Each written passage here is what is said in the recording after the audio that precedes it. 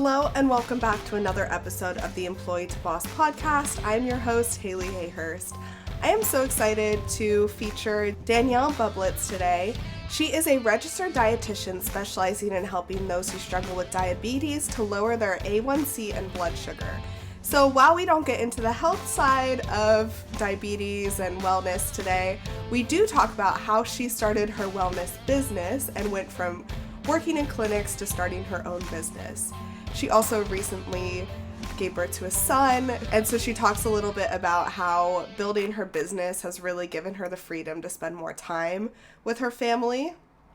We also talk about how she niched down, created her community, because those struggling with diabetes may feel a sense of shame or confusion or things like that. So she talks about how she utilizes group coaching and how she found inspiration of helping others through her own experience.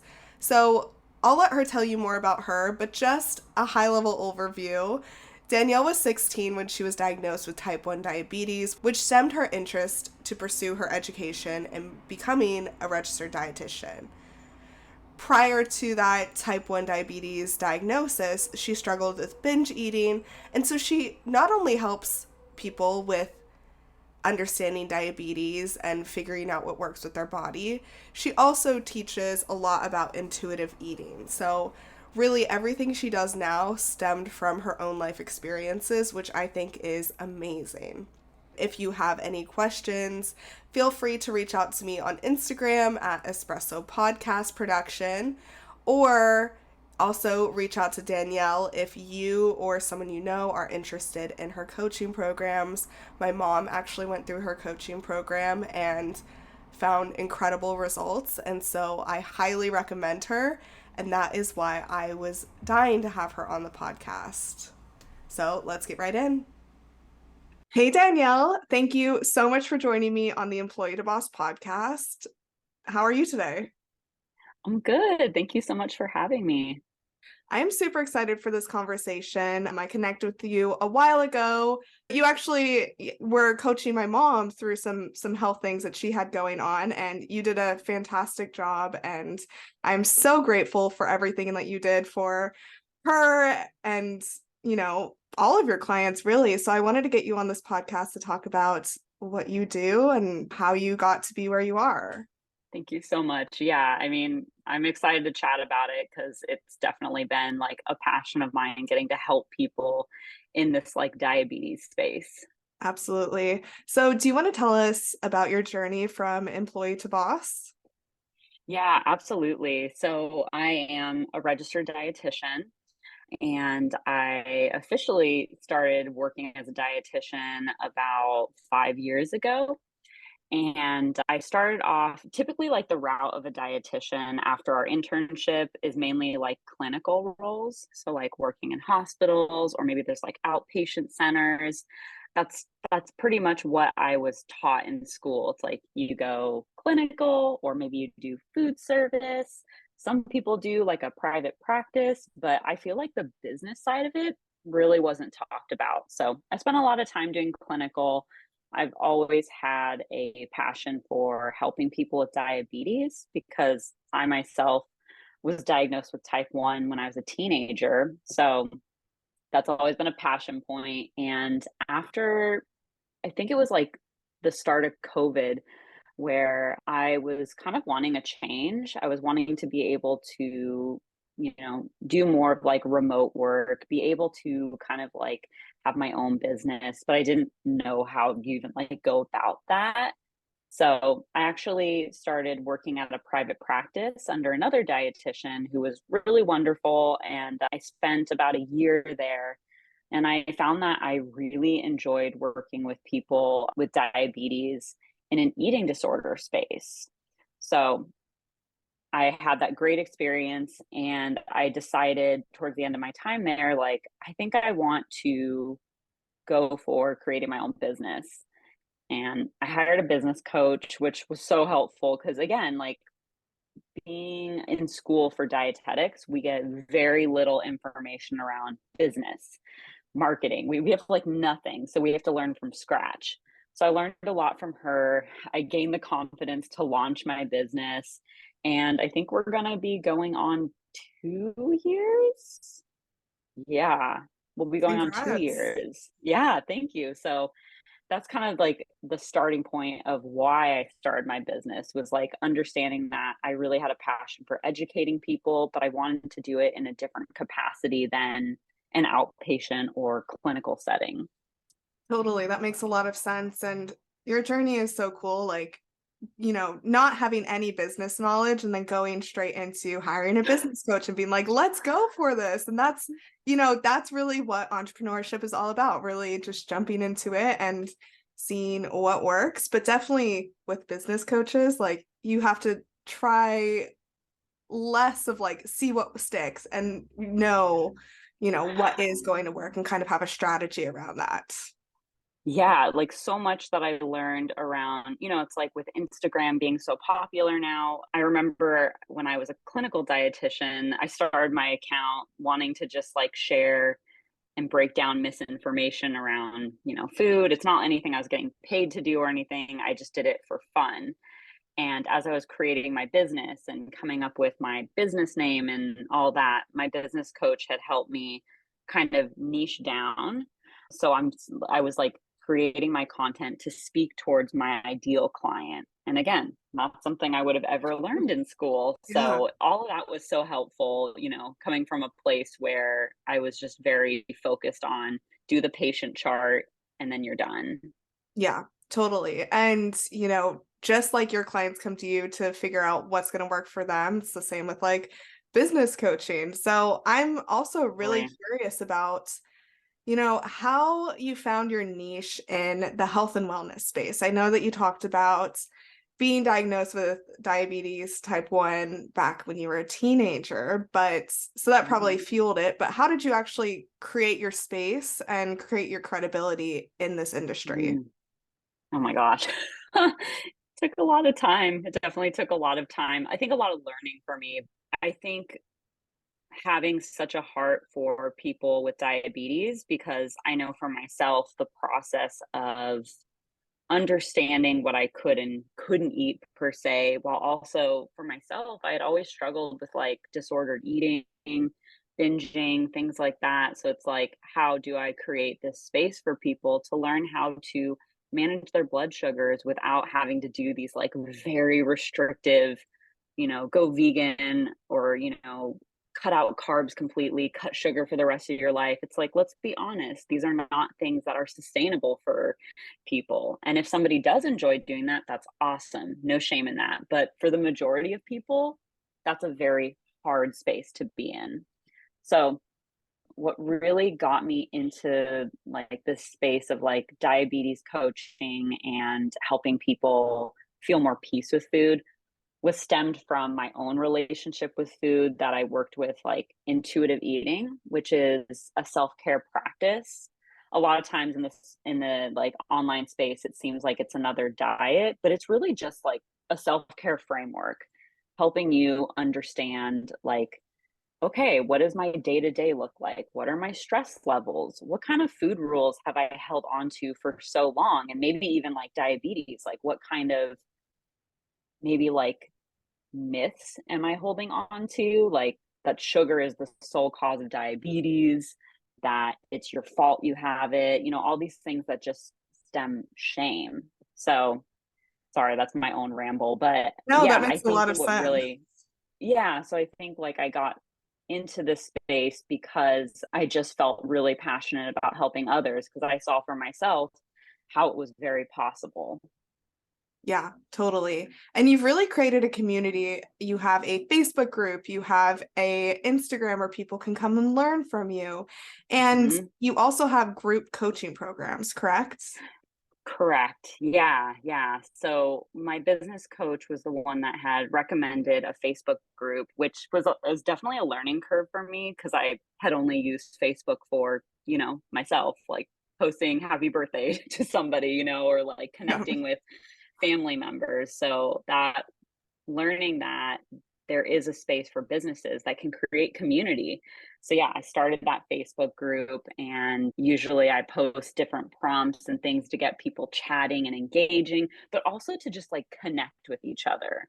because I think that community aspect is so important. And I wanted to create a free space for people.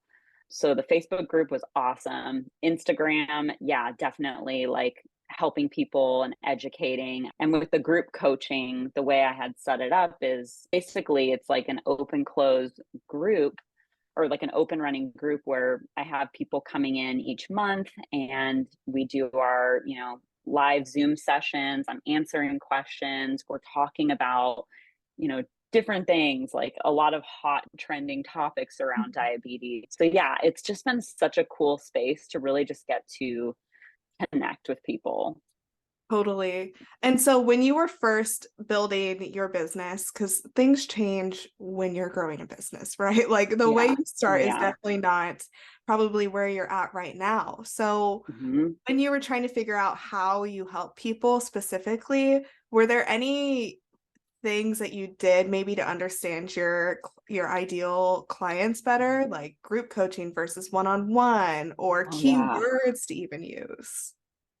Well, that's such a good question because I think I'm still learning and I've learned a lot in the past few months, even. I always getting feedback from people when they finish the groups or I'm done, with one on one coaching helps me get more of an idea. But I think what I found is a lot of people with diabetes feel isolated and alone.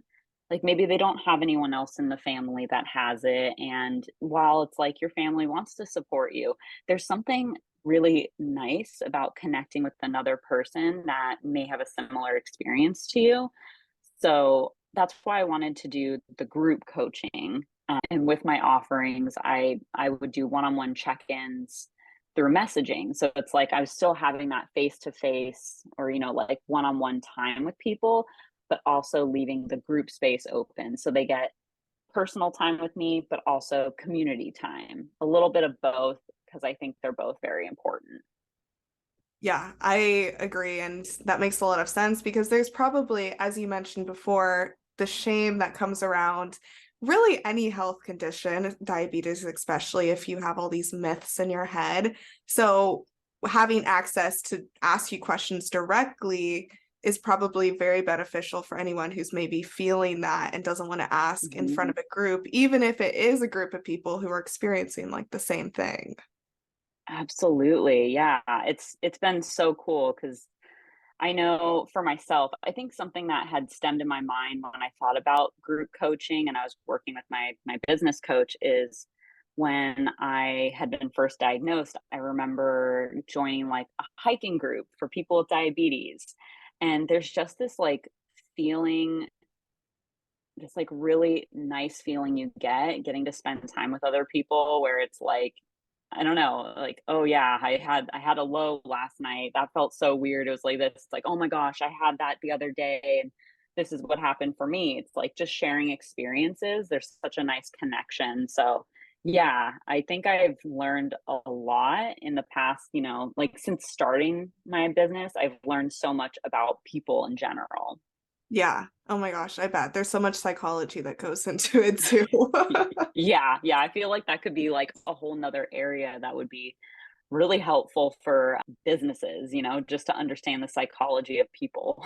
Yeah. Oh, that would be really interesting. I'll have to get someone on the podcast to talk about that. That'd be super Totally. cool. Yeah. Oh my gosh. I think, when it comes to what people are looking for, like even coming down to when I chat with people that apply to work with me, it's like I always offer like, do you want to hop on like a 10 to 15-minute call so I can kind of see what your goals are? Because, you know, sometimes people just aren't a good fit, and that's okay. It doesn't mean that you as the coach or dietitian or whatever are not worthy enough. It's more so like this person may do better in a different environment. So I think I've had to learn that a lot where I would take it super personally, but I think those calls can help. I think just being really clear in your messaging, really clear in your application process, like just there's so much communication that you need to be able to do to find your ideal client and for your ideal client to find the right fit. Yeah, great advice. Thank you for sharing that. So like for me, I run people's podcasts, right? And Yeah. I talk to them all the time, but I don't have to like share my story. I don't have to be like, oh yes, I started a podcast for da da da reason. Like I don't have to get Hmm. super personal. But and correct me if I'm wrong, but I feel like Yeah. with you and your ideal clients, they want to know that they're learning from someone who's been like in their shoes or has experienced these things. So can you share a little bit about Yeah. like how you share your personal story and maybe Hmm. like pros, cons, anything that comes up with just being vulnerable like that? Oh my gosh. Yeah. Yes, I think that's super important to like share your story. And I do get a lot of people that reach out to me and say, it's like I know I could find a dietitian that could help me with my diabetes, but I like that you're a dietitian and you're someone that's also living with diabetes because I feel like you get it. And so I see how like there's even more credibility given to me in that situation, which is awesome. And not saying that a dietitian without diabetes can't do an amazing job because they can. I think there's just a comfort level. Like it's already vulnerable, like you said, and then they feel more comfortable to sharing because they know that I experience similar things. I think the way that I share my story is, that I've gone through very similar things when it comes to interactions with doctors, meeting with dietitians, things like that, struggling with understanding what is the right thing to do, quote unquote. And I also really like to share research with my clients, but in a way that's easy to understand because it's like, well, I'm not going to send people like abstracts and all these things because they just want like a sound bite of it. So it's easy to understand. So it's like instead of sending them like a stack of papers to go through, it's like, why don't I create a handout that has like some different like points for you? And so I think that also boosts that credibility that it's not just personal experience, it's also like here's the science behind it, and I know the science can be so biased, so what if I even just taught you how to not freak out when you see the newest headline that eggs are causing diabetes, or like cure your diabetes with cinnamon. It's like just giving them the tools through education, science, and then some of that vulnerability with my story. I love that. And I think that is so accurate, right? Like these headlines are out here to get a reaction. And Yeah. a lot of people will take that as truth without doing further research. And I know so many people that are afraid of carbs. And I'm like, okay, Yeah. well, just like in a health way, I personally don't have diabetes, but I do try to watch what I eat. And sometimes I'll be like, Yeah. carbs are not going to kill me. Like, carbs are good for you. So, Yeah, they're absolutely, yeah. Like there's so many benefits to carbs. And yeah, I think it's so hard because the general public goes on like those news articles, things like that. And you see the headline, it's meant to grab your attention. It's meant to get you nervous. It's meant to get you to read the whole thing. And the problem is, like, even if they throw a study in there, it's like, what kind of study is this? Is this a study that was done on animals, like mice? Because while that can be a helpful study, it's not done on humans. So how are we translating what we're finding in mice to humans? We need the human study. Randomized control trials, it's like those are the gold standard. So it's like we want to see a larger base of evidence, but why would I expect somebody just clicking on a news article to know that? Like yeah. that's hard. That's not easy. Yeah, and it seems I'm looking on your Instagram and it seems like one of the main things that you post are actually like debunking these myths out here. It looks like you do a lot of education, you do a lot Mm. of like debunking myths, and then also just like sharing tips and your personal experience. Do you think when people come to your page, that's why they kind of feel like, oh yes, like I want to work with Danielle. I feel like she knows what she's talking about, or kind of what is your idea behind the content that you post? Yeah, so I definitely, again, it's like trying to speak to my ideal client. My ideal client is definitely someone that is struggling with understanding what's the quote unquote right thing to do. And so that's why I try to debunk these things because there's a lot of shame in those myths that I'm trying to debunk, there's so much shame that's held where people get stuck. So even my post yesterday talking about like, can we actually reverse diabetes?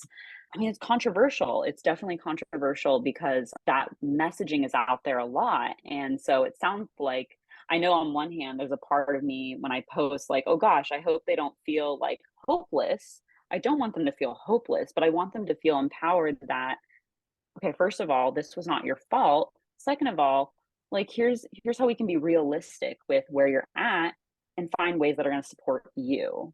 So yeah, I definitely try my best to educate because, again, those messages are so prevalent. Even going to a doctor's office, it's so frustrating. Yeah, 100%. When it comes to like starting your business, for anyone who's thinking of becoming, an expert in the health and wellness industry or wants to start their own business, maybe they have a background similar to yours in the Yeah, hospital and like have worked in clinicals and things like that, but are like wanting to start a business. yeah. What advice can you share maybe from your personal experience? Mm. I actually just chatted with one of my friends, also a business owner. We were chatting this morning about our values, like how for both of us, it's like it's changed so much. And so I think if you're wanting to start your own business, kind of evaluating first, like what values do you have as far as the business you want to promote and to sell and all that? Because I think for me, it's ever changing, but when it comes down to it, my values are that I want to be able to help people and not be in like a rushed state because I was in a very rushed state when I worked in clinical and even when I worked in a private practice it was like getting the numbers and now it's like you know what I just want to be able to have the time to spend in depth and help each person. So yeah, I think assessing where your values are at, assessing what are your long-term goals? Like, where do you want to see your business go? Like, do you want it to be something where you end up hiring other people to join along? Do you want it to be maybe just a solo thing? Like, for myself, having had my son in January, I think what I really want is to be able to have a sustainable business where I'm not constantly glued to my screen, still helping people, but also having space to just be present with the people around me too. So, yeah, it's a process. It's always a growing process, and that makes, with the value part, have you seen, because you're a first time mom, right? This is your Yeah. son. Mhm. Congratulations. Thank Have you. you been attracting more moms into your business, like maybe moms with diabetes? You know what? When I was pregnant and kind of sharing in my stories about my experience, I was getting a lot of messages from other moms with diabetes. So that was really cool just to connect with them. At this point, I'm trying to think, I don't think I've had like pregnant clients, but I've definitely had like some moms reach out. So yeah, definitely. I guess yes, but I just thought it was interesting from the point of posting pregnancy stories. I started connecting with more of like pregnant women with diabetes. So yeah. Yeah. Yeah. I was just curious because you have, this online community, and that just seems like you can deepen it right there, like a deeper, more niche community that, I'm sure people need support in. Yeah, and something that I was just thinking about too, which is also part of my values. So, you could hire business coaches and they have different strategies for interacting with people online. But something for me that I've just really been trying to focus on is like authentic connection. Like I don't want to just jump into someone's messages that I've never interacted with, I've never talked to, and just be like, hey, so I'm doing this, this, and that. Are you interested? It's like, I don't want to jump to that because that doesn't feel genuine. And I don't want to do that. So, for myself, I just build connections with my followers to the best of my ability. I can't be talking to people all day long, but it's really nice to get to know other people in the space. And I feel like sometimes I talk to people for like over a year and then they apply to work with me. And it's like I didn't try to sell to them at all. I just wanted to connect with them. So I think that's also another really important thing for my business. Yeah, because it's not like you can really be reaching out to random people and being like, "Hey, do you have diabetes?" So, I know. Hey, by the way, it's like, oh, that's so awkward. right. And so attracting them in is super important. And yeah, that makes sense. Like your followers are going to maybe be people that want to work with you. But again, back to that shame part, sometimes it's hard to ask for help in the beginning. So that's great that you're, Totally. creating this long-term business, right? This business that'll last for potentially a lifetime that people can like come and like still learn from you. And as you change, I'm sure your business will adapt with you as well. Yeah, I'm really excited to see how things go. My husband just started paternity leave this past Monday. It was Aw. like, "Ooh, whew." It's been so awesome. I mean, it's been like 3 days, and I'm like, "Yes." But, what's been really nice is just kind of thinking about how we have the space to, like, go to the beach, go spend time with, my son Oliver, go for a hike. It's like we have time to do those things, and I can still do my group session. I like having both. I like having both options. And as much as I liked clinical work, I like this a lot more. Yeah, because it's on your own terms, and like you Yeah. said, you can have that freedom. It's not perfect, but I think like my goal is to keep growing and to keep finding ways to hold on to my values. Yeah, absolutely. Before we start wrapping up, is there anything else that you want to touch on, maybe when it comes to business, growing a business, diabetes, anything along those lines? Yeah, I think, when it comes to like my specific clientele, with diabetes, I think what I've found so interesting is how much similarities there are like across the spectrum of different types of diabetes, like type 1, type 2. There's a lot of other forms of diabetes that aren't talked about, even gestational diabetes. There's another diabetes called type 1.5, which it starts off as like type 2, and then eventually somebody will need to be on insulin. It's more like type 1. Anyways, I see a lot of similarity with that guilt and shame around food. And so, what I've really enjoyed about my space is like getting to educate people. Again, like I mentioned to you, like the facts around food. You're scared of carbs. Let's talk about that. Pretty much most people with diabetes feel fearful around adding carbs into their diet. Makes sense. You see a blood sugar response and it's nerve wracking. So I just really enjoy getting to help people understand the science around food so they don't have to be afraid. And I see such similarity between all types of diabetes. So I think that's kind of an interesting thing because a lot of people tend to separate them. But I think all in all, there's a very similar experience happening. That's awesome. Do you teach intuitive eating in your programs? I do. Yeah, definitely. And the thing is like with intuitive eating, it's hard to just jump into it. Like it's a process. Like with intuitive eating, some of the framework, it's like letting go of that like diet mentality. Okay, most of us have grown up dieting, there's always a new diet trend out there. And I'm not talking about like somebody choosing to be vegan for their lifestyle or plant-based. Like, I think those are perfectly fine choices. I'm talking more so like jumping into like a juice detox or things like that, like jumping on the celebrity trends, things like that. What programs do you have? I know we talked about group programs and one-on-one if you're doing those at the moment.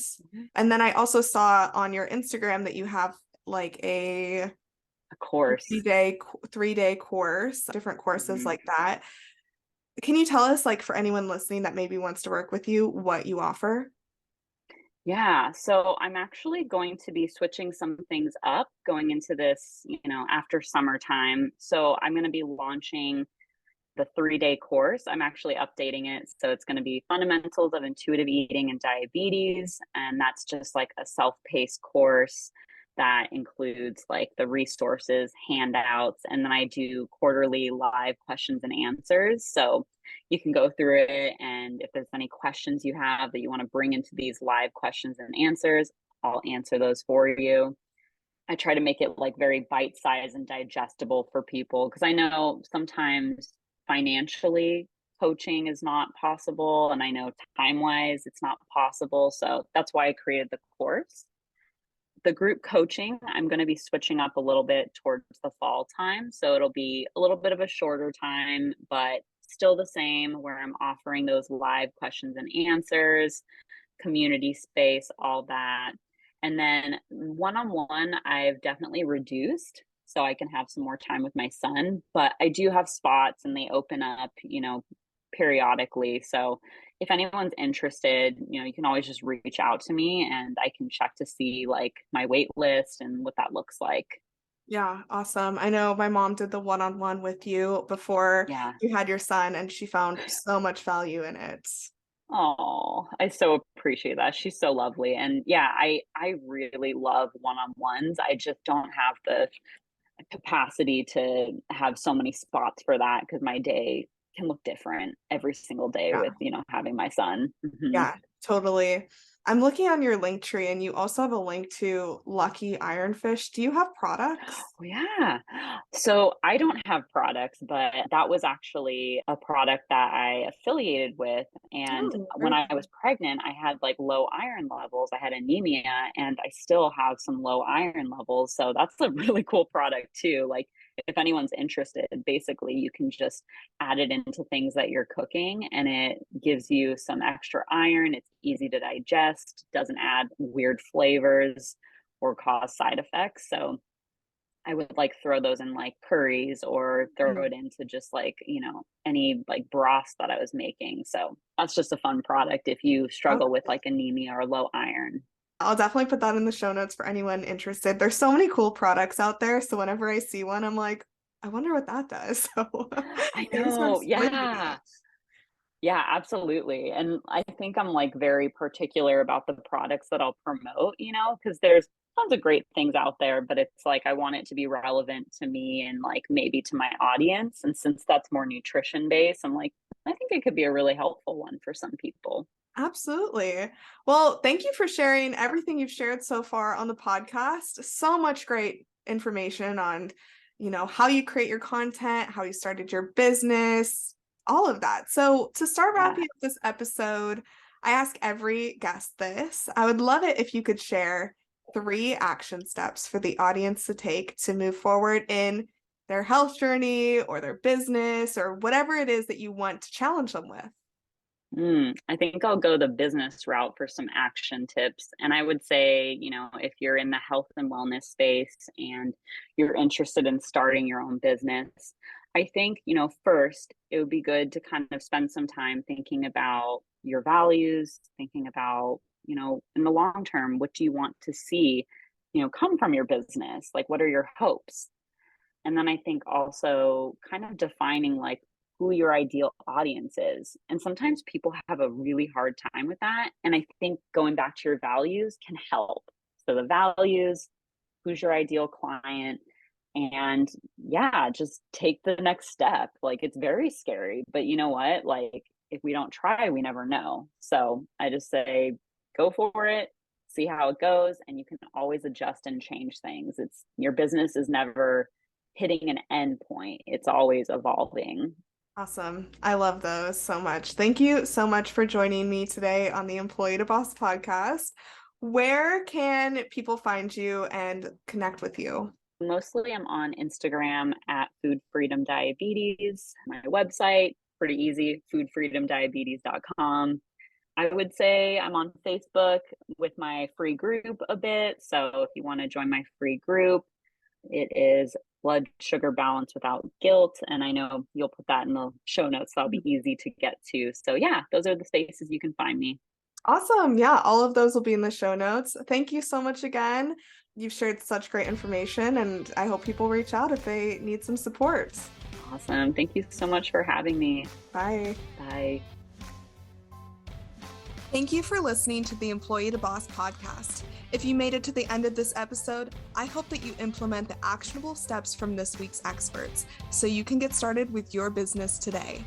Please rate, review, and subscribe to the Employee to Boss podcast on Apple Podcasts, Spotify, YouTube, or wherever you listen to your podcasts. It helps more than you could ever imagine. Remember, a little progress each day leads to big results.